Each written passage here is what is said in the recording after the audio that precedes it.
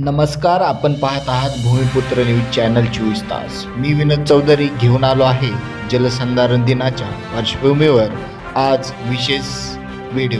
आजच्या या विशेष व्हिडिओच्या माध्यमातून जाणून घेऊया सुधाकरराव नाईक यांचे जलसंधारण क्षेत्रातील योगदान.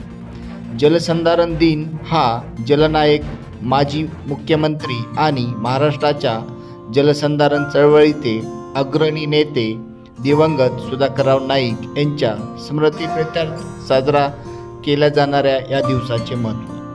दुष्काळावर मात करण्यासाठी आणि अधिक कृषी क्षेत्र नियोजनबद्ध सिंचनाखाली आणण्यासाठी सुधाकरराव नाईक यांनी क्रांतिकारी आणि दूरगामी स्वरूपाची धोरणे आखली.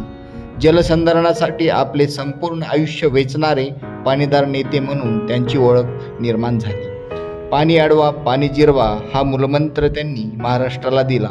पाण्याचे योग्य नियोजन आणि संवर्धन झाले नाही तर महाराष्ट्राचा वाळवंट होऊ शकतो हा संभाव्य धोका त्यांनी ओळखला. त्यामुळे शास्त्रीय पद्धतीने पाण्याचे संवर्धन करण्यासाठी त्यांनी जलसंधारणाची व्यापक चळवळ उभी केली. सुधाकरराव नाईक यांच्या प्रेरणादायी कार्याच्या स्मरणार्थ तत्कालीन मुख्यमंत्री विलासराव देशमुख यांनी त्यांच्या स्मृती दिवसाला जलसंधारण दिन म्हणून साजरा करण्यास मान्यता दिली.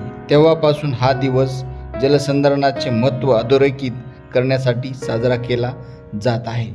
सुधाकरराव नाईक यांनी हिमाचल प्रदेशचे राज्यपाल म्हणूनही प्रभावी कामगिरी बजावली आहे. जलसंधारणासाठी लढणारे पाणीदार नेतृत्व आणि जलनायक म्हणून प्रसिद्ध साहित्यिक एकनाथराव पवार यांनी सुधाकरराव नाईक यांच्या प्रेरणादायी कार्याचे वर्णन केले आहे. आज त्यांच्या स्मृतींना अभिवादन करताना जलसंधारणाचे महत्त्व नव्याने अधोरेखित करण्याची गरज आहे. याच पार्श्वभूमीवर 15 ते 21 ऑगस्ट दरम्यान जलसंधारण सप्ताह साजरा करण्यात आला असून 15 ऑगस्ट 2026 ते 26 जानेवारी 2027 या कालावधीत राज्यात व्यापक जलसंधारण अभियान राबविण्यात येत आहे. या अभियानाअंतर्गत विविध उपक्रमांच्या माध्यमातून जलसंधारण, पाणी बचत आणि पाण्याच्या योग्य वापराबाबत जनजागृती करण्यात येणार आहे.